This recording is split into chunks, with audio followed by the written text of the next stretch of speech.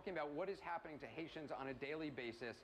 And we begin with a remarkable story of a Haitian man pulled allegedly from the rubble today who was reportedly, according to his family, there since the earthquake began? How is that possible? Yeah, I mean, look, we got a tip earlier today about this, and we had our doubts. I mean, you and I have talked about this, but we went to the hospital where this man was taken, a 28-year-old man named Evans, and got some of the first glimpses of what he looked like. And I don't know if you see these images now, but he was very emaciated. He had lost a lot of weight. He was someone that doctors were obviously very concerned about when they brought him in. Did they believe that he had been in the rubble that long? Well, they sort of combined two things. The story of what he tells them, what his family's telling them, and then just how he looks medically.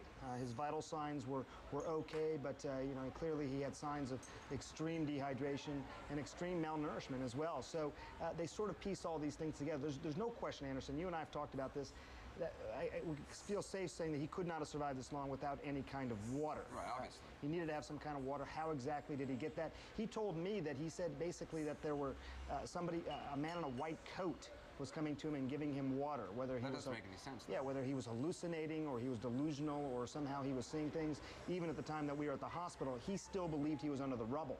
He hadn't still come to terms with the fact that he had been rescued. So, you know, it is somewhat hard to piece together. It's possible there were plenty of people scavenging through rubble, so it's possible somebody was scavenging through, or he was scavenging through rubble, and rubble fell on him in one of these aftershocks that we've seen subsequent to the quake. No question about it. But we did talk to his mother as well, and to his doctors. And I asked his doctor specific questions about that. Here's what he had to say. He was emaciated. It was obvious that he hadn't had anything to drink or eat in quite some time. He had open wounds that were festering on both of his feet. Do you believe it? I mean, you believe it to be true. This would be the longest survivor so far of this earthquake. Yeah. I mean, there's no reason for me to doubt it. That's what the bystanders relate to us. And I mean, the patient was so incredibly weak and frail when he came in. You know, with these things, Anderson, you and I have talked about, we may never be able to absolutely confirm the veracity of this, right. Because there's just so many moving parts to a piece like this.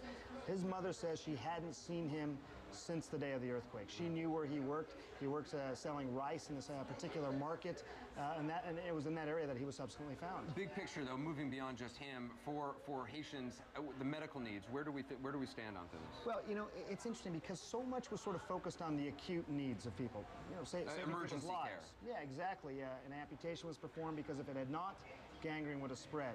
Life-saving procedures being performed.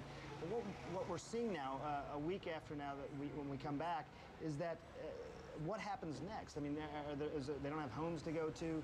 They can't get their follow-up medications. They can't get the rehab that they need. You know, even if you get a prosthetic, simply getting around or getting it refit, it's simply not enough. These things are months, if not longer, in terms of the need. One of the things we saw, Sanjay, we'll have more of Sanjay throughout this hour, and we're going to be here all throughout the week.